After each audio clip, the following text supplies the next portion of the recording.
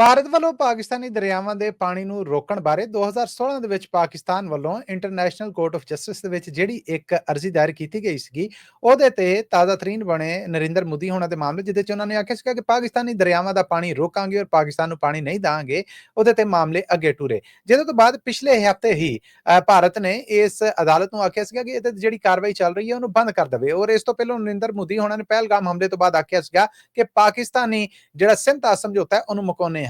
ਪਰ ਹੁਣ ਇਸੇ ਅਦਾਲਤ ਦਾ ਆਖਣਾ ਹੈ ਕਿ ਸਿੰਧਾ ਸਮਝੌਤੇ ਨੂੰ ਇਦਾਂ ਨਹੀਂ ਮੁਕਾਇਆ ਜਾ ਸਕਦਾ।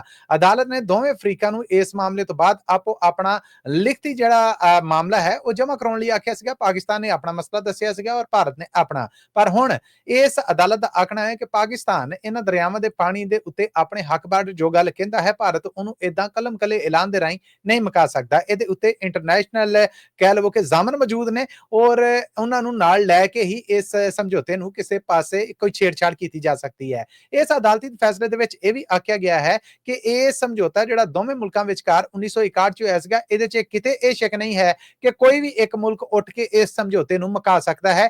ਇਸ ਕਰਕੇ ਇਸ ਤਰ੍ਹਾਂ ਭਾਰਤੀ ਪ੍ਰਾਈਮ ਮਿਨਿਸਟਰ ਨਰਿੰਦਰ ਮੋਦੀ ਹੋਣਾ ਦਾ ਐਲਾਨ ਕਰਨਾ ਔਰ ਇਸ ਸਿੰਧਾ ਸਮਝੌਤੇ ਨੂੰ ਮੁਕਾਉਣਾ ਕਿਸੇ ਪਾਸਿਓਂ ਵੀ ਕੋਈ ਕਾਨੂੰਨੀ ਹਰਕਤ ਨਹੀਂ ਹੈ ਔਰ ਨਾ ਇਹਦੇ ਨਾਲ ਕੋਈ ਫਰਕ ਪਏਗਾ। ਹਾਂ, ਪਾਕਿਸਤਾਨ ਦਾ ਇਹ ਜਿਹੜਾ ਇਤਰਾਜ਼ ਹੈ ਕਿ ਸਾਡੇ ਹਿੱਸੇ ਦੇ ਪਾਣੀ ਦੇ ਉੱਤੇ ਜਿਹੜੇ ਮਨਸੂਬੇ ਬਣਾਏ ਜਾ ਰਹੇ ਨੇ ਉਹ ਵੀ ਭਾਰਤ ਵਾਲੇ ਪਾਸਿਓਂ ਗਲਤ ਕੀਤਾ ਜਾ ਰਿਹਾ ਹੈ।